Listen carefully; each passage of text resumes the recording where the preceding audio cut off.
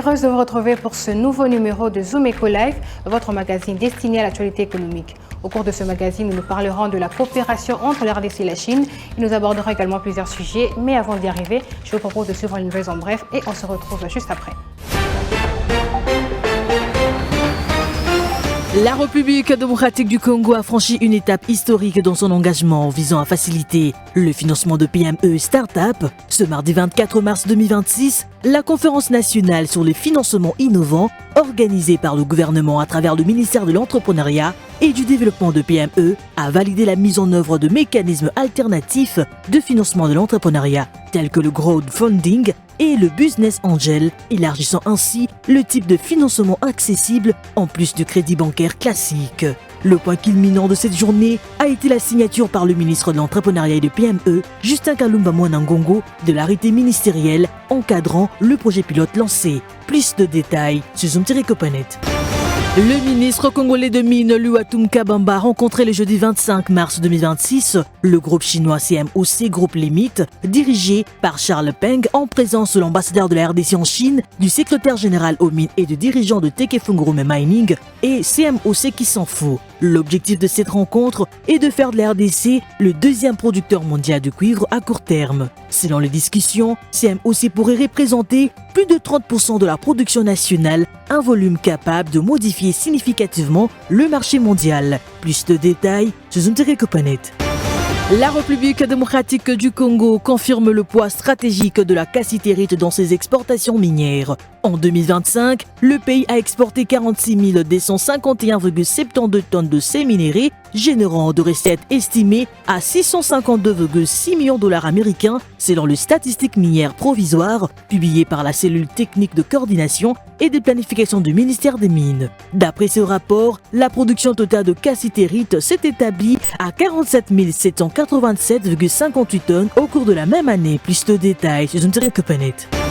La République démocratique du Congo a tiré de recettes substantielles de l'exploitation et de l'exportation de produits stanifères au cours de l'année dernière. Selon les statistiques minières provisoires publiées par la cellule technique de coordination et de planification minière, les exportations de la filière dite 3T étain, cassitérite, tantale, coltan et tungstène ont généré un total de 677,5 millions de dollars américains. Ces minéraux stratégiques, essentiels à l'industrie électronique mondiale, proviennent principalement de provinces de l'Est du Sud-Est du pays, notamment le Maniema, le Nord Kivu, le Sud Kivu, le Haut-Katanga, le Haut-Lomami, le Lualaba ainsi que le Tanganyika.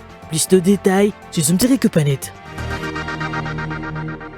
À présent, nous allons prendre notre toute première rubrique Chiffres et clés avec Adassa Grace. Aujourd'hui, elle nous revient sur la situation monétaire en République démocratique du Congo au 13 mars 2026. Elle fera son entrée juste après cette transition.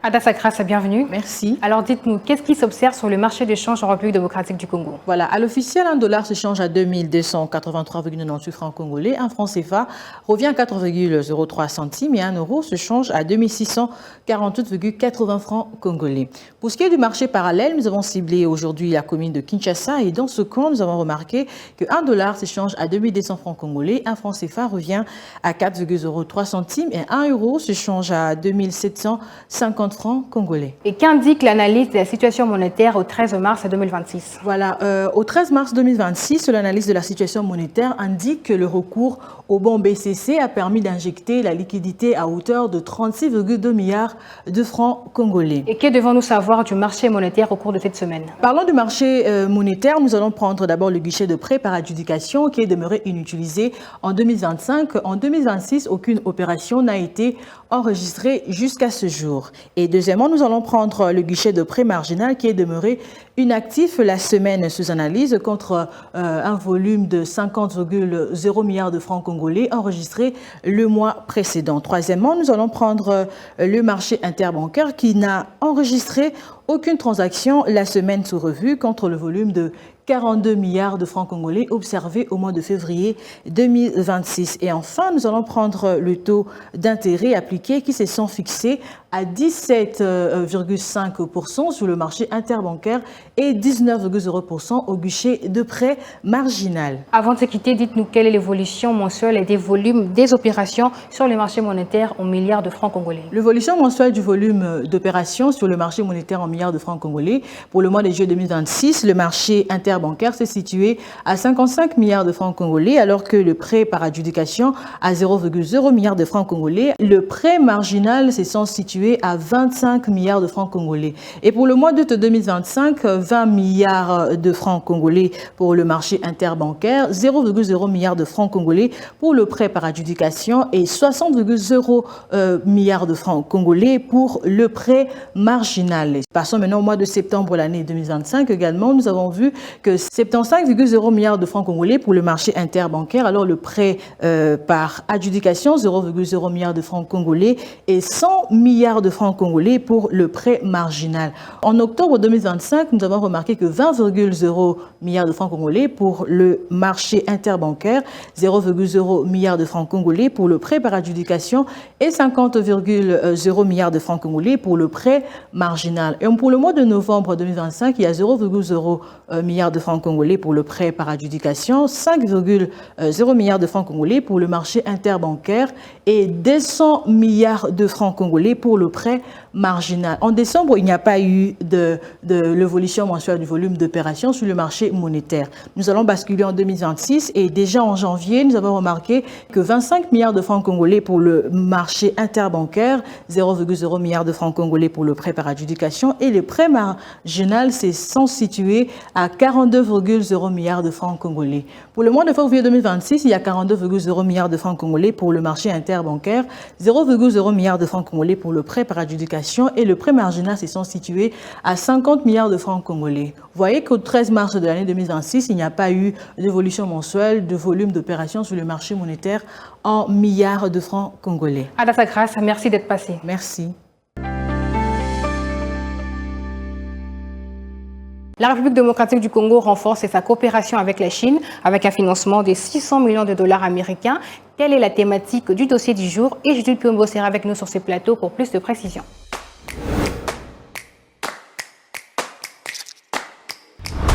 Judith Piombo, bienvenue. Merci. Alors, la RDC poursuit le renforcement de son partenariat avec la Chine. Et dites-nous, quelle est la nature de ces financements? Ces investissements traduisent une confiance renouvelée dans le potentiel minier congolais, mais aussi une volonté d'ancrage durable. Et donc, la République démocratique du Congo est décidée à accélérer l'expansion des investissements et de se repositionner dans la chaîne de valeur mondiale des minerais. C'est même ça qui a fait office d'objet clair qui a été discuté entre membres du gouvernement avec le groupe China Mine Metal, maison mère de MMG, et c'était à Beijing en Chine le 24 mars dernier. Et les 600 millions de dollars ont été injectés dans les opérations du groupe en RDC avec près de 4000 emplois à la clé. Et à quoi s'attendre de China Mine Metal ou encore quelles sont ses ambitions? Et la question est pareille pour la République démocratique du Congo. Dans cette dynamique, China Mine Metal affiche déjà ses ambitions, celui de sécuriser de nouveaux permis et approfondir sa coopération technique avec le service géologique national du Congo. C'est un axe stratégique dans un pays où la connaissance du sous-sol reste encore partielle, limitant la pleine valorisation des ressources. Alors du côté congolais, le cap est désormais assumé, celui de sortir du modèle extractif classique. Et les autorités entendent faire évoluer le secteur vers plus de transformation locale, davantage de contenu national et un meilleur partage des retombées économiques. Alors une inflexion en ligne avec la vision du président de la République démocratique du Congo, Félix Antoine Tshisekedi, est portée donc par l'action gouvernementale. Et quelles sont les priorités de cette nouvelle structure? Concernant les priorités, il y en a 4 qui structurent cette nouvelle approche. Premièrement, intensifier la recherche géologique pour réduire l'incertitude sur les ressources. En deuxième lieu, développer des unités de transformation pour capter davantage de valeur ajoutée. Ensuite, créer des emplois durables et renforcer la participation congolaise dans l'ensemble de la chaîne minière. Et en filigrane, un enjeu majeur est celui de faire du secteur minier non plus seulement une source de revenus, mais un véritable levier d'industrialisation. Et si les intentions sont claires, leur mise en œuvre effective reste le véritable texte? Tout à fait, tout à fait. Et ici, la République démocratique du Congo joue donc une partie décisive, si on peut le dire ainsi, celui de transformer son avantage géologique en puissance économique réelle. Judy Piombo, merci pour toutes ces précisions. Merci à vous. Autre chose à présent, le professeur Émile Ngoïka Songo, ambassadeur de la RDC en France, a échangé récemment avec le député français Aurélien Taché dans son bureau de travail. Les discussions placées sous les thèmes du rayonnement français. Au cours de leur échange, les députés français a émis le vœu de voir se concrétiser la création d'une académie française en République démocratique du Congo. Les détails dans cet élément. À Paris, la diplomatie congolaise marque des points sur le terrain de la francophonie. Le professeur Émile Ngoïka Songo, ambassadeur de la République démocratique du Congo en France, Andorre et à Monaco, a reçu les députés français Aurélien Taché à l'ambassade de la République démocratique du Congo pour un échange placé sous le signe du rayonnement du français. Premier pays francophone au monde en nombre de locuteurs, la République démocratique du Congo entend jouer un rôle moteur dans l'avenir de la francophonie. Au cours de leurs échanges, le député français a exprimé le souhait de voir se concrétiser la création d'une académie francophone en République démocratique du Congo, une initiative qui a reçu un accueil favorable de la part de l'ambassadeur congolais. Écoutez, j'ai été vraiment honoré de rencontrer son Excellence et de pouvoir lui présenter ce projet d'académie francophone que nous souhaitons donc pouvoir voir s'installer à Kinshasa, la capitale du monde francophone finalement. Et donc j'étais très heureux et vraiment honoré de voir l'écoute et l'intérêt de Monsieur l'ambassadeur pour ce projet. Et je crois pouvoir dire à travers lui l'intérêt de la République démocratique du Congo pour ce projet.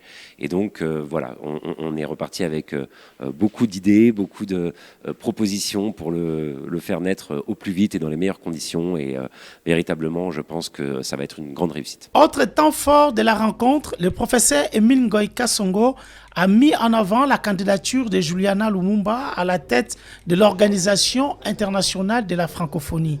Portée par le président Félix-Antoine Tshisekedi, l'ancienne ministre et fille de Patrice Emery Lumumba incarne selon Kinshasa une nouvelle ambition pour l'espace francophone. Je pense que Mme Lumumba doit absolument devenir la prochaine secrétaire générale de l'Organisation internationale de la francophonie.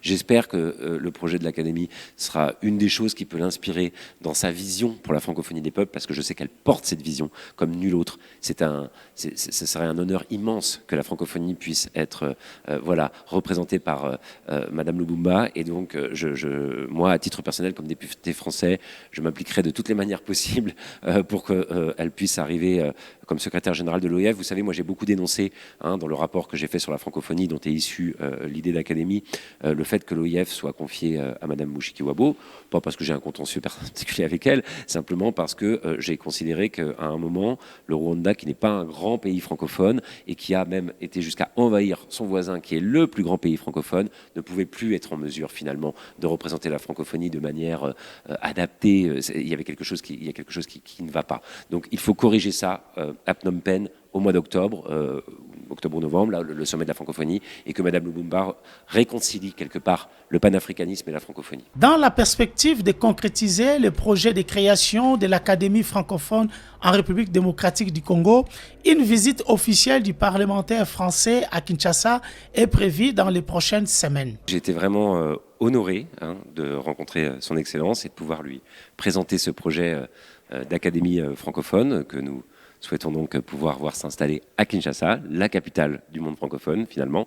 Et donc j'étais très heureux et vraiment honoré de voir l'écoute et l'intérêt de Monsieur l'ambassadeur pour ce projet.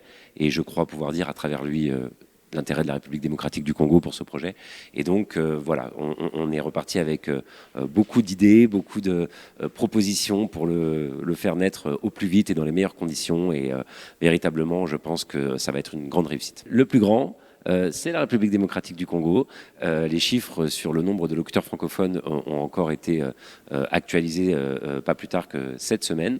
Et nous avons finalement 400 millions de francophones, dont la majorité sont certes en Afrique, mais le pays africain qui comporte le plus de locuteurs francophones est la République démocratique du Congo. Et donc il n'est pas normal que quand on ait 70% des locuteurs francophones qui sont sur le continent africain, l'avenir de la langue française ne se décide qu'à Paris. Il faut pouvoir maintenant avoir un regard africain, un centre névralgique pour cette langue française en Afrique, et ça ne peut être qu'à Kinshasa. Première idée, c'est de finalement pouvoir, à travers cette académie, peut-être penser à un dictionnaire francophone, peut-être penser tout un tas de sujets qui permettront d'influer et de refléter la richesse du français dans des contextes africains. On a beaucoup parlé avec monsieur l'ambassadeur de la manière dont le lingala et le français se mariaient ensemble, et on peut retrouver ça dans beaucoup de contextes nationaux africains différents. Ça n'est pas assez pris en compte, ça n'est pas assez valorisé dans le dictionnaire français, dans les différents documents qui permettent de finalement attester la validité de la langue. Donc déjà, ça c'est la première chose. Ensuite, nous voulons avoir des choses très concrètes auprès de la jeunesse. Nous voulons porter un Erasmus de la francophonie, avoir un visa francophone, avoir des mobilités qui permettent d'avoir cet espace francophone qui vit et qui soit aussi réuni autour de grands projets qui peuvent être de l'ordre culturel, scientifique, économique. Donc nous avons véritablement l'idée de faire un laboratoire de pensée du monde francophone avec cette académie. Je pense que cette création va changer les choses petit à petit, mais déjà c'est prendre en compte que la gouvernance du français, la gouvernance de la francophonie ne doit pas être simplement à Paris ou dans les pays européens, mais en tous les cas en Afrique, là où on parle le plus le français finalement. Moi je dis toujours, la langue française c'est la première langue africaine, donc c'est normal que... Et je dis aussi, ce qu'on a dit avec l'ambassadeur, c'est que nous sommes copropriétaires. Moi, vous savez, je suis avocat, donc je sais ce que c'est que la copropriété. Et il faut respecter les copropriétaires, surtout quand ils sont majoritaires. Donc effectivement, on va poser les bases. On a des idées sur la mission qui passe. C'est pas une académie française bis, hein.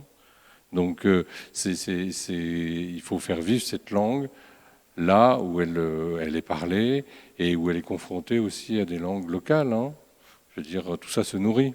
Et ça viendra aussi nourrir le français ici en France. Que le gouvernement, et je l'ai vu là, cet après-midi, avec monsieur l'ambassadeur, son Excellence, a montré l'enthousiasme qu'il avait et que donc portait le gouvernement et l'État de la RDC à ce projet. Donc je suis convaincu. En plus, on est dans une année où la francophonie est très importante, puisqu'il y a une nouvelle élection et qu'il y a une candidate qui est la meilleure candidate que la francophonie puisse avoir pour les années à venir. Donc je suis sûr que ce sera pour le gouvernement de la RDC un projet porteur. Suivez-moi tout le jour à travers Zoom Wende sur Zoom Eco Live. Abonnez-vous sur notre chaîne YouTube. Zoom Eco Live, la référence de l'actualité économique en RDC.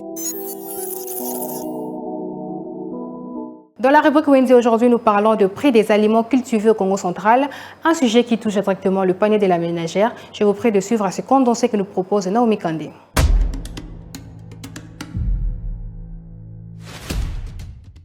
Le Congo central, province agricole clé de la République démocratique du Congo, cultive principalement les ananas qui se vendent à partir de 1000 francs. Toujours dans la même catégorie, le banane plantain revient à partir de 3000 francs la botte. La tomate fraîche est mise dans la catégorie fruits à partir de 200 francs la pièce. Le prix d'une pastèque entière revient à partir de 1500 francs. Toujours au Congo central, la botte de gombo connue sous le nom de dongo dongo en lingala se vend au prix de 1000 francs et 1500 francs. Le Congo central est les bassins de production du café Robusta qui se négocie autour de 6500 francs et 15 000 francs congolais. La canne à sucre revient à partir de 500 francs. Une botte de manioc non moulu revient à partir de 500 francs au Congo central. Et enfin, le sac de manioc non moulu se vend à partir de 45 000 francs au Congo central.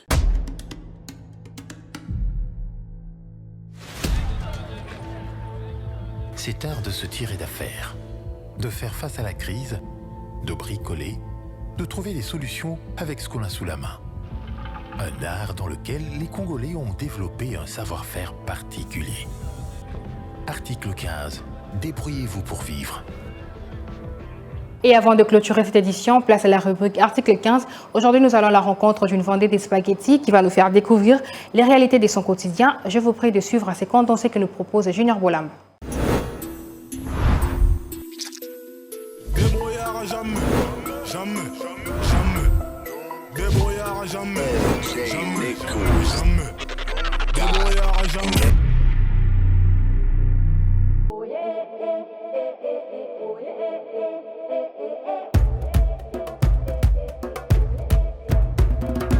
awa na yako luka mbongo na ngai teka ba spaghetti na sala ba omelette ba novelas na novelas eza spaghetti osala un mélange na ba saucisse na ba bilvet na ba matungulu na ba nindo yango bato ba pressa kolia yango depuis 2000 wanda oteka koto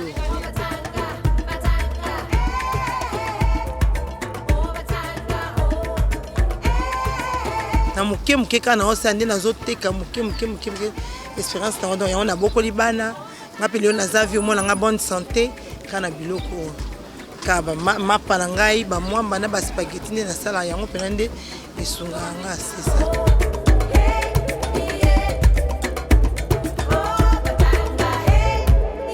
On a somi peut-être biloko na ngai soit na somi carton na nga spaghetti na ina teki bénéfice na nga soit na teli kelemba na tie carte na mpena longoli et swinga na moi biloko na mike nani na teka donc ezo soutenir libota penza ma classe bana moi ba transport donc ma mike donc ezo swinga na ma gravité bénéfice na ya gravité mais moi muki on a quand ezo soutenir libota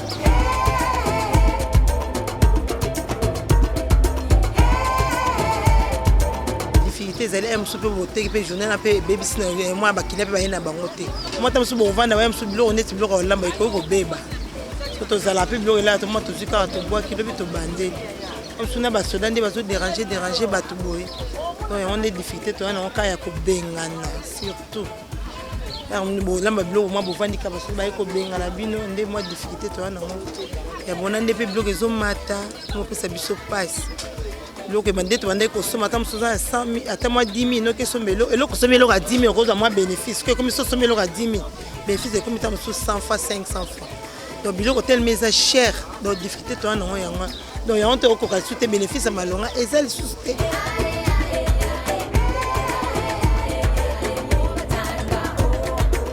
message na pesa gouvernement pena en tout cas bosunga peuple na yo donc biso ba mama côté ka tozo ko ka soute tala kamboka nde tozo vivre misala malonga ezate ba mama akoma na ndako lokola ba papa to ba mama mimbongo ezosunga biso donc tozo ko kasute moya ko futela bana classe ezate moya ko vivre lisusu malamu nde tozaki liboso en tout cas tozo ko kasute.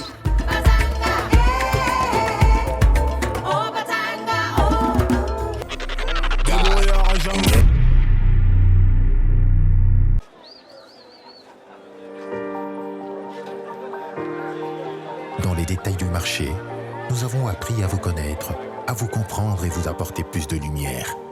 Désormais, avec vous, c'est parti pour un voyage de rêve vers une destination meilleure. Ensemble, découvrons le civisme fiscal et la bonne gouvernance dans la gestion de la Res Publica grâce au décryptage de l'actualité économique du pays avec des chiffres clés. Avec une équipe de professionnels, découvrez le quotidien des Congolais en exclusivité à travers des dossiers et analyses approfondies. Zoomeco TV, la référence de l'actualité économique en RDC. Et voilà, c'est la fin de ces magazines. Merci à vous de l'avoir suivi. On se retrouve prochainement pour une nouvelle édition.